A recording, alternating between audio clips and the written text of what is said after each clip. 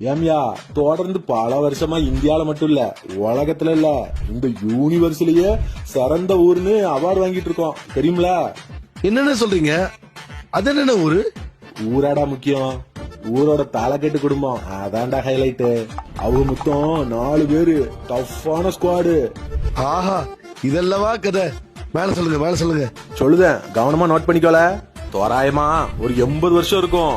ரயில் வண்டி வந்த புதுசுல டிக்கெட் எடுக்கிற வழக்கெல்லாம் அப்ப இல்ல அவங்களுக்கு. அப்படிப்பட்ட நேரத்துல வாசி ட்ரெயின் பயணத்துலதான் இந்த கதையோட தொடக்கமே. ஏல நம்ம ஆர்டிஸ்ட் இருக்காருல, அவரும் அதே ட்ரெயின்ல தான் வந்தாரு. ஆர்டிஸ்டா? அது யாருங்கண்ணே? நொச நொசன்னு பண்ணாம முழுசா கேள்ல. ஆர்டிஸ்ட் இருக்காம்ல, அவனுக்கு ஒரு பெத்த குடும்பம். இந்த ஊர் முழுக்க கொள்ள அடிச்சுட்டா லைஃப்ல செட்டில் ஆயிடலான்னு அந்த 4 பேரும் டிசைட் பண்ணானுங்க.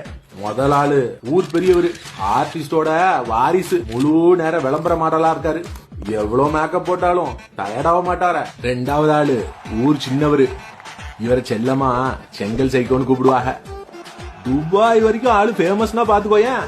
3வது ஆளு அவரு ஒரு பெரிய போராளில, அவங்க குடும்பத்தோட போராடவே அவங்களுக்கு நேரம் சரியா இருக்கும். ஓ, அந்த 4வது யாருன்னு? கடைசியாதான் வந்து சேர்ந்தாரு மாப்பிள்ள சாரு. சும்மா இல்லல, அவர் தான் நடு சென்டர்ல இருந்து எல்லாத்தையும் ஆட்டி படிச்சிட்டு இருக்காரு தெரியுங்களா? எல்லாருக்கும் மூளை 1 கிலோனா இவருக்கு மட்டும் 300 கிராம் எக்ஸ்ட்ரா இருக்கும்ல. அவரோட பேனாதான் இந்த ஊரோட தலையெழுத்த எழுதுறதே. அடடா, அம்சமான டீமா இருக்கானே. ஆஹா, இதுக்கே எப்படின்னா இவங்களோட கதையத்தான் நாம இனிமே டெய்லி பார்க்க போறோம்.